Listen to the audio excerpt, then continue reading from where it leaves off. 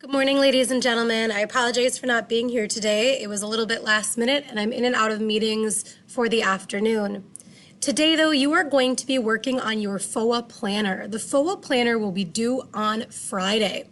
So here's how you access that. I know we went over it a little bit in class on Monday, but I wanted to refresh you. If you just go to Google Classroom, click on Classwork, and then right here, you'll just click on FOA Planner. What you're going to see here is the FOA Planner and outline, and you just need to go through this document and follow the directions. This will help you to begin finalizing and narrowing your topic for the FOA. After you are completed with that, you can refresh yourself by going back and looking through all of the materials that are posted for FOA Part 1. On Monday, we went through explaining the FOA and the FOA guide. We also watched this video. Remember that if you are working with a partner, in your FOA planner, it should be reflected.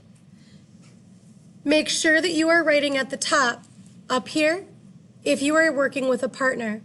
In addition, please make sure that your partner submits a FOA planner also. If you have any questions, don't hesitate to reach out and email me. Hope you have a great day.